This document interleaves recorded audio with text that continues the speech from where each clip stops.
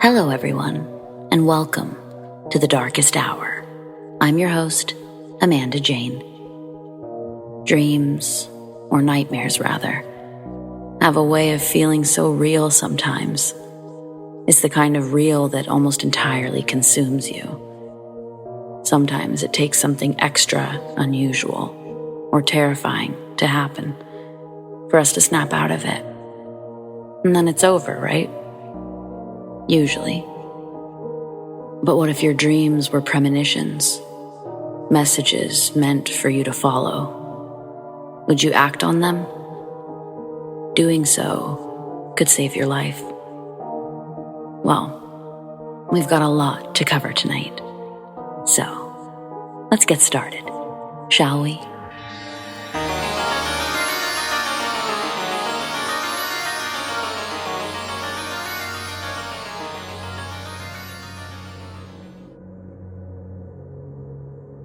I've glitched twice at work. I run a custom trim shop, hardwood lumber yard. Both glitches involve long-time customers, guys who I know on site. The first time it happened was around 2010. We had a few contractors who did enough business with us that they had accounts. They could just sign for materials rather than the usual payment on delivery model. I'm not saying all contractors are shady, but there's a lot of the fly-by-night guys who say they'll pay when the job's done, but you never hear from them again. I get that not everyone has the capital to lay out for material, but I've been burned enough times to know the difference between an established business and the cash-on-delivery guys. Anyway, call this customer Mr. C. One day, Mr. C comes in and his left hand is heavily bandaged. Obviously, I ask what happened. Mr. C was cutting a piece of plywood on a table saw by himself. Halfway through, it started to fall off the table. He put his hand down to push it back on top of the table and sliced the top of his middle finger, half of his ring finger, and all of his pinky off. We talked about it and agreed how table saws are the most dangerous tools. I actually know more guys who have been injured by nail guns, but I was being sympathetic. Anyway, I didn't see Mr. C for 5 or 6 weeks. I saw he had an order ready to pick up one day, and I made sure I was in the shop. I wanted to say hi and check on how he was holding up after his accident. When I walked up to the loading dock, Mr. C and one of our employees were loading red oak baseboards into his box van. Mr. C was using both hands. Both fully fingered hands. I didn't say anything. I just helped him load the material into the van and made sure the paperwork was in order. After he pulled out, I said something to my employee about how I thought Mr. C had cut his fingers from his left hand. My employee just looked at me weird and said he didn't know what I was talking about. This employee knew Mr. C's accident. He was there the day that Mr. C showed up in bandages. I know that we discussed it and nail guns. No one in the shop knew what I was talking about, so I let it go.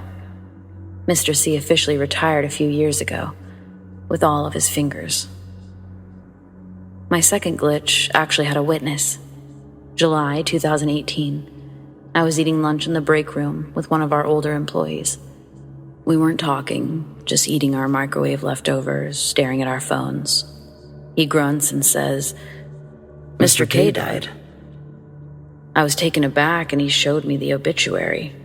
Mr. K had been killed in an automobile accident the previous weekend. Arrangements were scheduled at the local funeral home on Friday. I felt bad that I couldn't go to the calling hours. Mr. K had been a friend of my grandpa's. They were both carpenters. My kid had friends coming over for a sleepover that night, so I wasn't going to cancel it to go to a calling for a guy I didn't really know. My dad was going anyway, so our family was still represented. Fast forward to January 2019. The same employee walks into the office and says that he has a customer that requires assistance. That's our usual code for, here's a Karen that we don't want to deal with. I walk out to the warehouse, and standing there is Mr. K. Longtime employee walks behind Mr. K, looking at me, with his eyebrows raised so high they're disappearing into his ball cap. I was stunned. I greeted him, shook his hand. I asked him how he's been doing. He said he's been fine. We found the couple of boards he needed for his project. He paid and was on his way.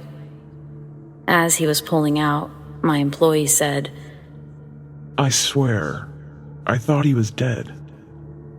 Amazed that I wasn't the only one this time, I agreed. We talked for a while about how we both remembered the obituary. I went back to the office and called my dad. I asked him if Mr. K was alive. He said he hadn't heard otherwise. Dad didn't remember going to a funeral. I've only talked to my employee about it one other time. We chalked it up to an oddity, but it still weirds me out.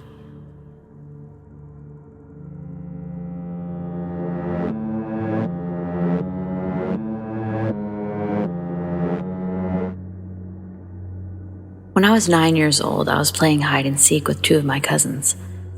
I was trying to find an area obscure and quiet and unknown to my cousins. I'd spent the most time at my grandma and grandfather's house, more than any other cousin, for weeks and months sometimes. Anyway, it was the countryside in the middle of nowhere, in a field with only one motorway. So I came across this child inside of a bush full of thorns and nettles, and it was in a ditch slightly. It was at the back of a shed in a greenhouse. I talked to the boy in the bush, and he said stuff to me like, "Why are you here, and what are you doing?" I don't exactly remember all of it because I was only 9 back then, but I'll never forget the look of the boy. His face was pitch black, and if I ever tried to get a closer look, it didn't seem to show an eye or anything. I could only see the side of his nose and cheek. I had a pretty normal conversation full of questions like, "Why are you in the bush?" and "Where do you live?" and "Where did you come from?" After about 2 minutes of being with this boy, who'd I'd only seen his clothes, I told the boy to wait there, and I ran to call my cousin Thomas, who was a couple of months younger than me. Me and him walked back to the bush, and the boy was gone. And I still find it strange because it's hard to get in and out of a bush like that. Needless to say, I felt bewildered, and then I stopped playing hide and seek with Jamie and Thomas.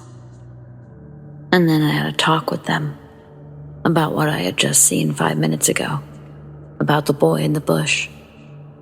My cousin then told me, the one who was trying to find me, he said that he saw me talking to myself for a while. And that just bewildered me even more. After that, it was dinner, and I told my family members about my experience outside. But of course, none of them believed me. Not even my cousins eventually.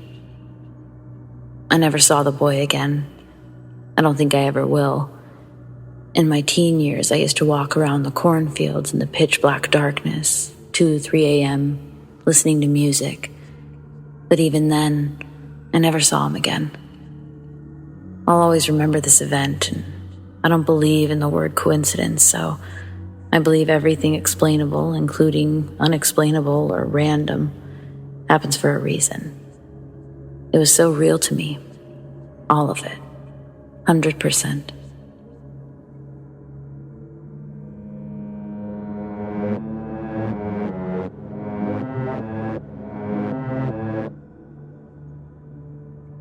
This happened a long time ago. I'm glad I get to tell this story now. It's pretty mundane, but weird enough to me that I'll never forget it. My friend and I took a trip to a nearby city and stopped at a gas station to grab something to drink and to use the restroom. He went in first, and while he was in there, I picked out my drink. I noticed pineapple Fanta. I hadn't tried it before, but it sounded interesting, so I decided I'd give it a shot. I know that I didn't just grab the wrong one by mistake. I had to look closely to check the caffeine content of it, as I was trying to limit at the time. When my friend got out, I handed him my drink and my debit card so that he could get whatever he wanted and to meet me in the car. It's important to mention that I'm fairly certain he would never do this as a prank or a joke. We were really close at the time, but even outside of all that, he was never known to do stuff like that. Messing with people never seemed to impress him much. It was also only the two of us anyway, so it's not like he could get a laugh about it with somebody else. We drive somewhere else and start eating. I reach into the bag and I grab our drinks, and somehow my pineapple Fanta is now orange Fanta. I said something along the lines of, "Was there something wrong with the pineapple one? I know that's what I handed you." He looked at the bottle, and he looked at me, confused, and he said that he knew it was pineapple before, too. He was actually going to ask me how it was, since it was kind of an unusual flavor. It really weirded us out for the rest of the day. I know I wouldn't have grabbed an orange one, even if I decided I wanted orange soda instead. I've always thought that orange Fanta was the worst orange soda, and definitely would have gotten Sunkiss or Faygo instead. The only thing we've ever been able to come up with is that the cashier accidentally switched it out. But that asks more questions than it answers. Why would she have one up at the counter? Why would it be nearby enough for her to accidentally grab the wrong one? She clearly wasn't drinking it. It was still sealed and cold. The whole thing reminds me of when a variable in software messes up and it reverts something to the default value. Orange Fanta would certainly be the default Fanta, if there was one. Maybe the simulation's code got mixed up in there somewhere.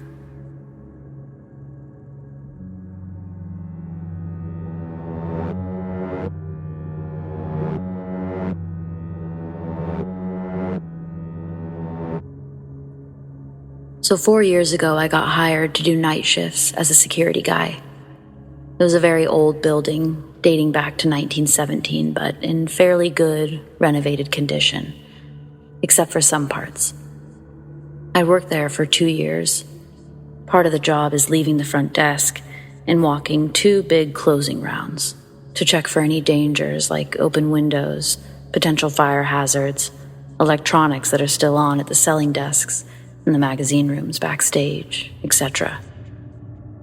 The first time I got spooked quite heavily was because of the mannequins. When doing my first round, I walked past quite a few mannequins. And on the second floor, there's a lot of designer clothing I like, so I remembered how some of the mannequins were positioned. The second round I walked, some of the mannequins were facing the opposite side as they previously were. This was within my first month of working there.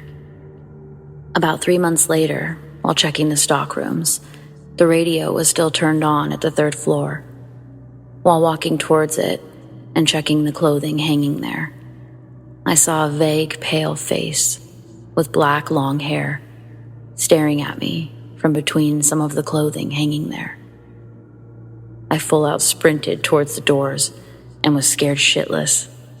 It couldn't have been a person, since the clothes hanging there were fairly high up, and I saw no legs. At this point, I was questioning my decision to work there. I'd called in sick for a few shifts and decided to try it again, one more time. Fast forward a few more months while checking out the kitchen, I heard whispers coming from the freezer area. I was scared as fuck, but I wanted to be 100% sure. So I took out my phone and I started recording a voice memo and got closer to the freezer. After being there for no more than 5 seconds and realizing it got louder and I had actual proof on my phone, I ran downstairs and I waited at the desk to finally be able to leave this place. I kept listening to the voice memo. I never realized something like this would actually happen to me. I'm a very down-to-earth guy, and I never believed in paranormal stuff, but this shook me to my core. After this last occurrence, I stopped working there. I've never told anyone about this, and I really needed to get it off my chest. I'm convinced there are things out there that can't be explained.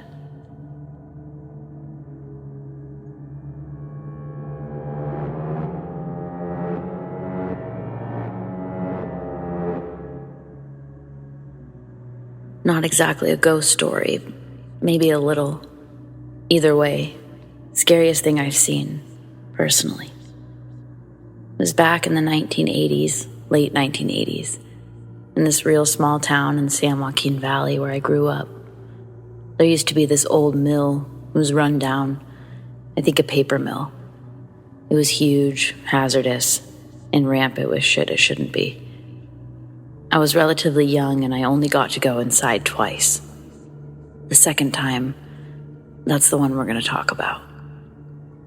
It was my older brother and two of his friends. Summertime, out well past dark. I'm 11, my older brother and his friends are 14, 15. After cutting through some woods behind our apartments, we come to some fencing on the side of the mill that was cut. People made sure to close it back up so it wasn't so obvious to the cops that would drive through. They were rare, but you can never be too careful. Once inside the fencing, it's easy to enter the mill itself from various different points. This time we took this ladder that hung vertically along one of the large metal cylinder buildings. I hadn't done this the first time, but they all seemed so confident, so I went up too, my brother being the last one, behind me. We were about halfway up the ladder when my brother's friend, the one on top or the very front, tells the other friend underneath him to stop messing with his feet. They argue that they're not doing that, back and forth, so it goes. My brother yells, not angrily, but jokingly. I look down at him for reassurance and he smiles, scoffing, telling me don't worry about it. Then he yells up for them to keep going. I'll never forget how much I thought everything was fine, how reassured I actually felt by my brother. He believed it too, I could tell. But within moments, everything changed. We hear my brother's friend scream out a real troubled scream, followed by the other friend doing the same. As I'm looking up, I see that the first friend's body is no longer vertical against the metal ladder. He's falling backwards, and in his hand is the step or the handle for the ladder. Within moments, there's a couple of hard noises to hear, and then we're all screaming. The friend has already hit the ground before we've even made it down the ladder, praying that none of these bars come loose or break. When we make it down, I can't help but hear his friend moaning in agony.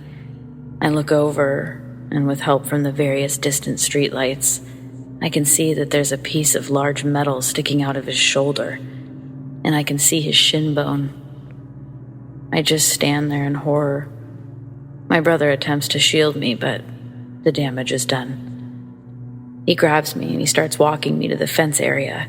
He tells me that I have to go. I have to grab an adult and call 911. So I start running.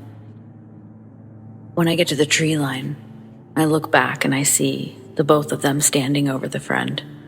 I look up at the ladder, and I swear I see someone up there. I see someone on the ladder. I look back down at the group. Nobody's missing. I yell to my brother, to both of them, pointing at the ladder violently, jumping, screaming that there's someone up there, someone on the ladder.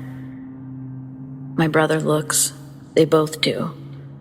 But then my brother just yells at me, deep, loud yell, ordering me to call the police, to get the fuck out of there.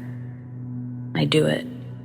I run to the front office and I tell the lady that we need an ambulance. When she asks me all the questions that somebody would ask, like what happened, all I can manage is that there's a kid with metal in his body and his bones are sticking out at the old mill. It was a little scattered, but it got the attention of everybody involved. No adults would actually let me leave the office after that, so I didn't get any first-hand experience of what happened after. My brother's friend did survive. He broke the hell out of his leg and a few other things, but he got lucky with no head injuries. We all got lucky. As for the person or whatever it was on the ladder, the thing I know I saw, I have no idea what that was about. But there was something there, and it terrified me in that moment. And it was right around the area where something terrible had just happened. I don't know. The older I get, the more I wonder.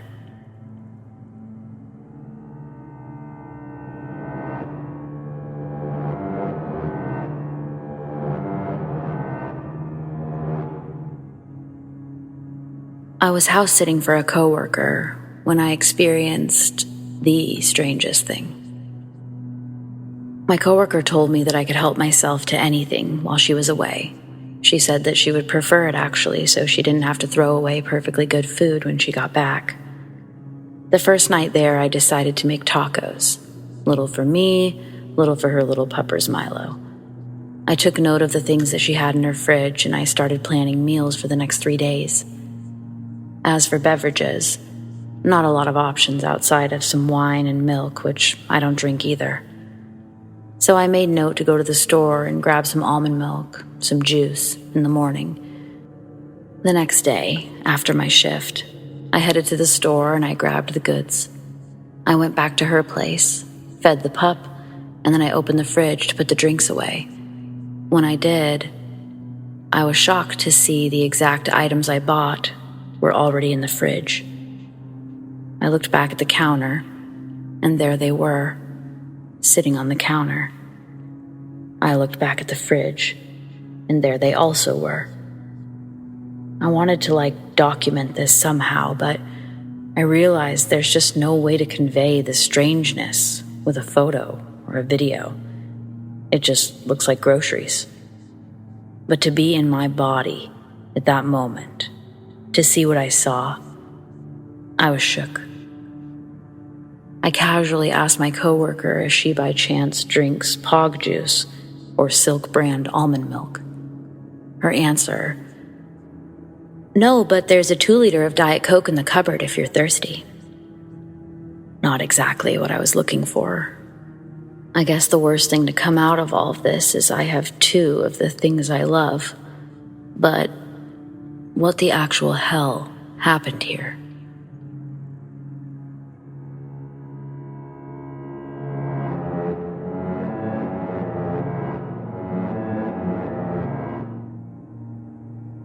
I was leaving the bar tonight around 12:30 a.m. into the parking lot that they share with a few other businesses.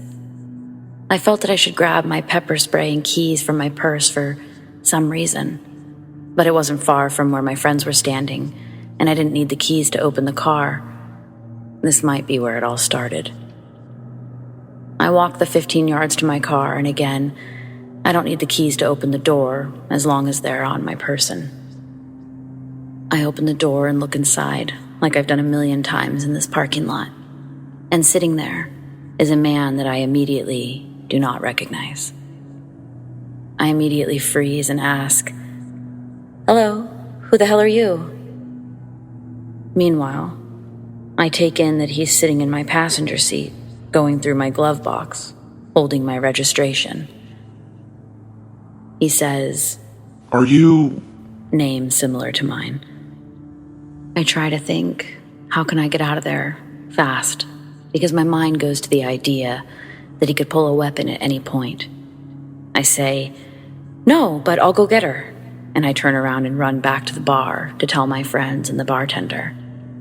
They check it out 30 seconds later, and the guy took off before anyone could see him. My keys automatically unlock my car if I'm within a certain distance. This must have left my car unlocked at some point, and some guy took advantage of it. Maybe he didn't mean physical harm, but he could have taken advantage of my vulnerability and isolation if he chose to. And I could be dead right now. Criminals don't like being caught in the act.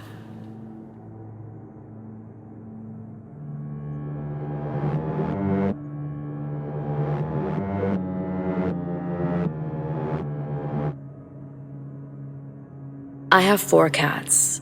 We just got a new kitten a week ago. He was a stray and is still adjusting to living inside. I tell you that because he's still sneaking around, mostly staying in the basement where the food and litter boxes are. is terrified of my dogs. They ignore him. And he's come to the top of the basement stairs for a treat, with coaxing. So last night, I'm getting settled in bed, TV and bathroom light on in my room. My other cat, still a kitten, about 7 months old, and larger than the new kitten, comes into my bed like she does every night. My husband and I both greet her and say, "Oh, it's really time for bed. Stars is ready for her tuck-in." Well, I'm petting my plump calico kitten, and the TV show gets really bright, and I look down, and it's frickin' Void, our new black kitten. I sit up and say, "It's Void in our bed, not Stars." And my husband turned the light on because he doesn't believe me. Even he's shocked, because Stars is calico and Void is solid black. And we both saw Stars come into the room, like she does every single night. So Void had braved 2 sets of stairs, his fear of the dogs, who are also in the bed, and is just chilling on my lap. And I get this weird sensation because Stars is chunky and Void is much smaller and skinny, and all of a sudden, he feels like nothing in my lap, where I had just felt the full weight of my chunky girl. So a few minutes later, here comes Stars again to get tucked in between us. We look at one another and say, Weird. Void tears out of our room like I dragged him up there, and Stars gets on my lap. Cats are a glitch, man.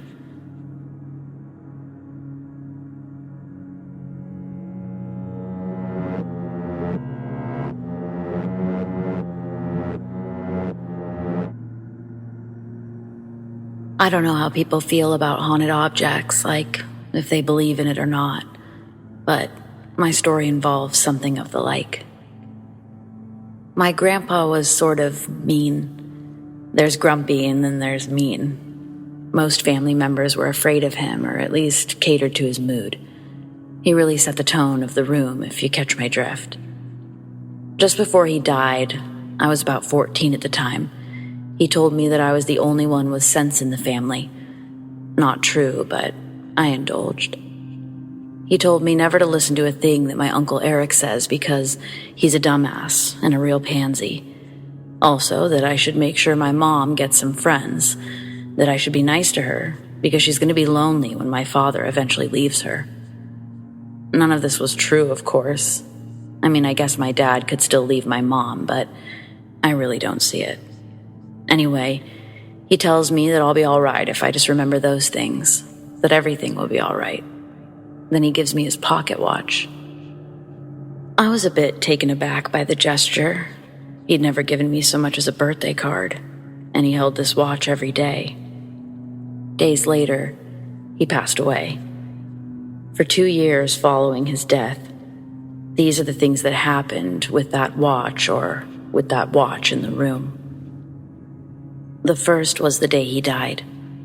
I can't remember why, but my dad had my grandpa's watch with him. When he came home, my mom gave him the news that Grandpa had passed. While sitting at the table, my dad lets out a short but loud, "Ow!" and reaches for his chest. He pulls the watch out of his pocket and says that it just shocked him or something. He sets it on the table, and right as he removes his hand, the watch pops open, revealing the clock portion. We all sort of react differently. My dad jumps a bit and then seems kind of pissed off. My mom is telling him to be careful, even though he clearly set it down gently. And me asking, "Is it broken? Why does it say 3:30? The time read 3:30, even though the actual time was past 5 p.m. My grandpa's birthday was March 30th. Coincidence? Maybe. But things like this would continue to happen. One morning, my mom had left the iron on, to which I didn't know. I didn't have school that day, so it must have been summertime. I was just hanging out in my room, reading, when I thought I heard something fall. It sounded loud or heavy, but there was no shattering sound.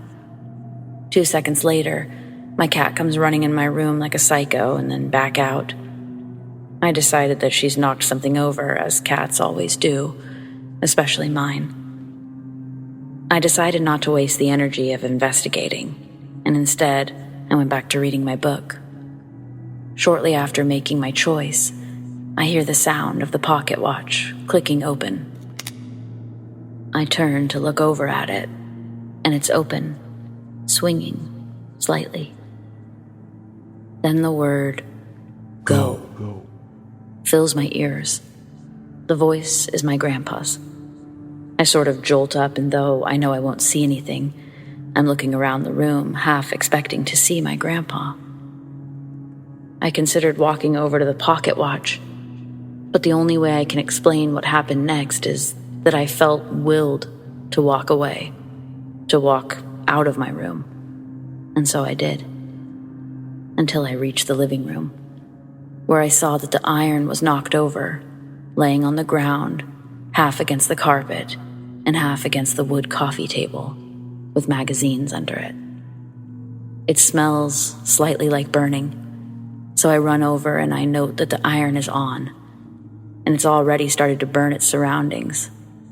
I just stood there with the iron in my hand, and I said, "Thanks, Grandpa," as I unplugged the damn thing. One of the last times I remember anything happening like that was when I was 16.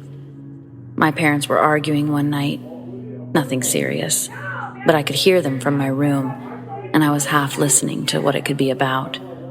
Money, big surprise. I suddenly heard the familiar clicking sound of the pocket watch opening. I look over to where it's hanging, and sure enough, it's open. As I get up to go look at it, I hear my mom yelp. What the fuck? That's unusual, I think. So I open the door and I head down the hallway. My parents are standing in the home office, just looking at each other. "What happened?" I asked while looking at my mom. But it was my dad who answered. "We just heard your grandpa." While arguing, they both heard my grandpa's voice consume the room, saying, "Shut up already." To which they both listened, apparently. I basically started carrying it around with me wherever I went. I still do, actually. Has its own compartment in my purse. Could be superstition, but I really think somehow it's good luck or offers me protection. And I definitely feel my grandpa is connected to it, somehow.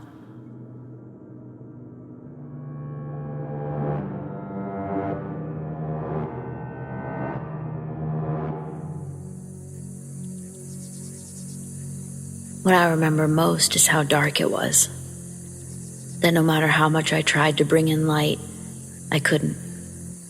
My eyes opening and closing, producing the same darkness each time. It felt like this darkness stayed forever. It felt like true time, not dream time, if that makes sense to anyone. Even so, I could hear everything. It just took my brain a minute to register that. When it did, I heard the sound of the woods first. Bugs humming and chirping. Frogs sounding off. I thought about how peaceful it was. If you've ever had the pleasure of camping near Common Loon, even as a child, I had a great appreciation for the nighttime singing. Laying there in this somewhat horrible, dark state, I started to wonder, am I paralyzed? If so, why? Then I heard the loon. It was such a unique tune that I heard. It relaxed me. I no longer feared being paralyzed. Somehow I understood that wasn't my truth. The darkness remained, and I allowed myself to lay there, not questioning it, hoping I'd eventually go back to my dream world. But just as I relaxed, I heard what sounded like a flare gun being shot. Then after a while, something even more out of place. Unfamiliar voices, male voices. They sounded far away, further than the loon. Maybe they were the source of the flare. I wanted to know what they were saying so bad, but I couldn't. I was filled with a sense of dread. Then the loon, singing the same tune. I felt calm again, and I began focusing on the voices. Slowly, agonizingly slow, these voices started to break through the sound of the woods. I could tell they were close. I could hear one shushing the other, and I heard what sounded like someone cocking a gun. Now time seemed to be flying by, because moments later it sounded like they were right outside the tent. My tent. There's only 3 of them. One of them's a kid. We don't kill kids. Yeah, I know. We just, maybe we hit the larger tent. We try for the keys, the cash first, you know? As I heard this back and forth, it was like I knew in my bones my parents were about to die. I could feel a tear rolling down my cheek, followed by several more. I listened as these 2 men unzipped my parents' tent. I was petrified. I wanted to scream, but I had no voice. No sounds accompanied my tears. There was no way out of this total darkness. I just had to listen. Listen as they tried to follow their shitty plan. Listen to multiple voices yelling. At first it was the men, but also my dad. Eventually my mom.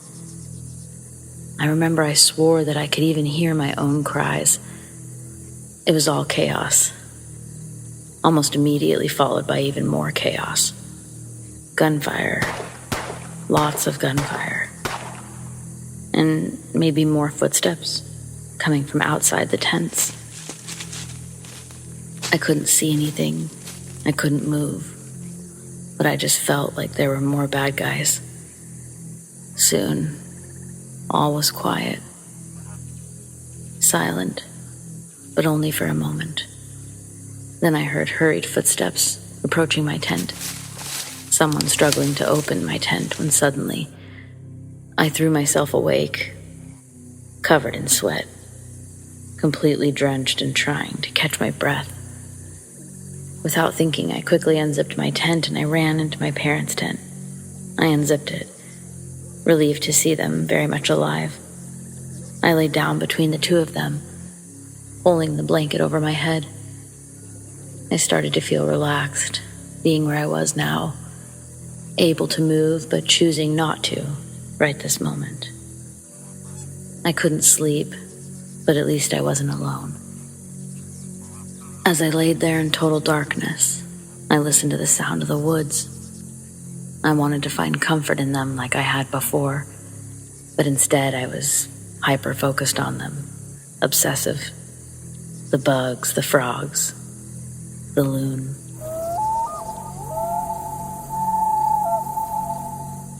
That unique tune. My body just wouldn't let me ignore it. And even though I don't think I knew what I was doing, I woke my parents up, shaking them both. My dad, the first to rise, asking me what's wrong. I tell my dad I think we should go. My mom's awake now. My dad's asking me what happened. I start from the part where these men are at our campsite, discussing robbing and killing us. I tell him they don't kill kids, but there's a lot of gunfire exchanged.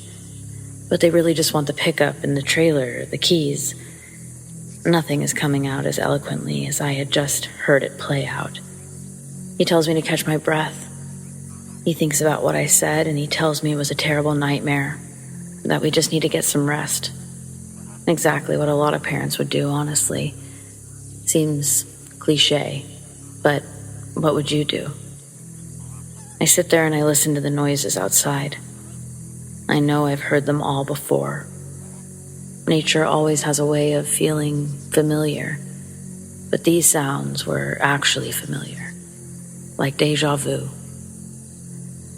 My mom pipes up and is telling my dad that he should at least get his gun from the bag and check outside. They mumble back and forth, and I grab their arms and I tell them to shh. I tell them if we hear or see a flare gun in the next 5 minutes, we have to leave. I make them promise. My dad's almost agitated that my mom's so quick to agree, but we all agree. Not even 5 minutes goes by. Flare gun fires off. My mom shrieks a bit, stops herself, and grabs my dad's arm. My eyes instantly well with tears. I beg them, please, let's go. Now. My dad is still frustrated, and I can see him wanting to go back on his promise. So when he looks at me, my 10-year-old self tells him, matter-of-factly, Dad, we can leave now and get a really good head start on staying alive. Or we can wait for the loon to sing its tune, the weird one, again, because it will. But if we wait any longer than that, I don't think we have enough time to outrun these guys and their guns. He looks at me intently, and he begrudgingly tells my mom to take me and our things and go to the trailer. He's going to pack up the tents and the camping chairs, he says. He's not leaving them behind, he says. I take a lantern to my tent and I grab some things per my dad's instructions. I'm in my tent and I hear the loon for the second time. Chills go down my spine. I take an armful of stuff and I run it to the truck. My mom takes it from my arms and throws it in the trailer. Then she grabs my arm and tells me calmly to get in the truck and to stay there. She starts to head towards my dad quickly, but he's already halfway to her, and he's running. But he's telling my mom to shush with his hands and with his mouth. He's basically the embodiment of a shush in that moment. He's motioning for her to turn around, to run. I unlock the doors. My dad doesn't grab the tents, and he's got no camping chairs in his arms. Instantly, I know something's wrong. He opens the driver's side door, basically tosses my mom into the truck, and throws himself in after, quickly starting up the truck and telling us to get down, handing my mom a pistol, grabbing another from under his seat and shoving it under his leg. He maneuvers us out of this tight spot in record time. All I'm doing is looking back in the side mirrors, just waiting to see two silhouettes standing there. My dad has extended view on his side, so I reach my neck to see if there's anything, and he snaps at me to stay down. I never get to see what my dad saw, and before I knew it, we were back on the highway. Not too long after we hit the highway, my dad spoke. You saved us, Katie Bear. I don't know how you did it, but you saved us. I don't remember if I said anything back to him or not. What do you say? But I know I'll never forget him telling me that. It gave me so much validation, and I needed that. The rest of our night was spent at the police station. My dad explaining everything that had happened. Sort of. Even as of late, I've asked my dad why he didn't just tell them about the dream, but he always tells me it's because he wanted them to take him seriously. Explaining that I'm his daughter, and he didn't even take me seriously. Not at first. It wasn't until he heard the voices and the sounds of the strange men walking in the distance, the loon, all of that he started to believe. My dad said he recalled seeing two men earlier on the trip. We'd been looking for places to potentially fish, and when my dad left the bait shop next to our camp, two men were standing near my dad's truck, potentially looking inside. One man even walked to the back of it, touching the trailer, examining it a little. My mom and I were in the bathroom, but it wasn't until he started the truck that they sort of backed off, standing to the side, watching us. It stood out to him. He didn't know why at the time, but when the police asked for a description, he described those men And things did eventually become of those descriptions. People were arrested, and maybe some others were even saved.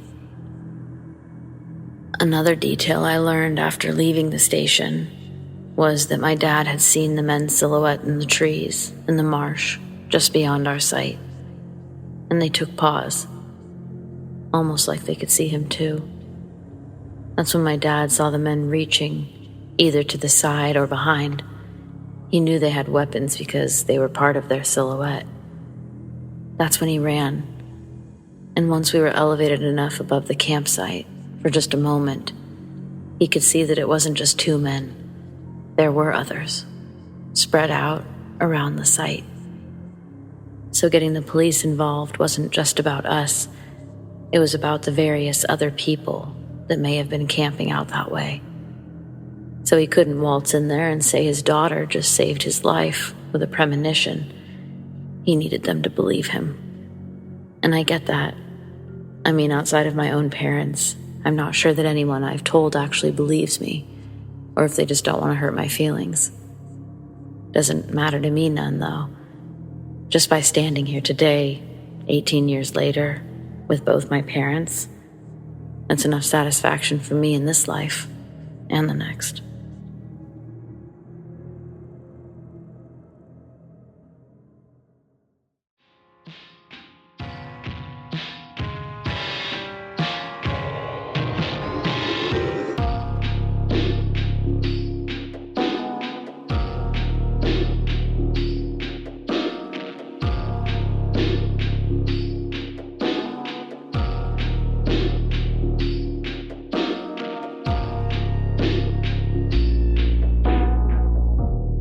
Well, friends, we've reached the end of tonight's episode, but remember to join me every Friday night for a brand new one. And next Friday, we've got an extra special episode. I'll feature 2 guest narrators, and I promise you won't want to miss it. Friday, March 11th at 8 p.m. If you haven't already, please be sure to like this video, subscribe to The Darkest Hour, and tap the bell so you never miss a thing. It all really helps the channel, and I really appreciate it. You can follow The Darkest Hour on Instagram and join the subreddit at thedarkesthouryt. If you want to support the channel in other ways, you can become a patron. Just visit the link in the description. You'll be like Miss Anthropia, Rat Girl, Alicia S., and our newest super patron, Monica L. So, check it out. Thank you everyone who shared their stories and everyone for listening. Do you have stories like these? I'd love to share them. Send them to me, amandadarkesthour@gmail.com. Stay spooky.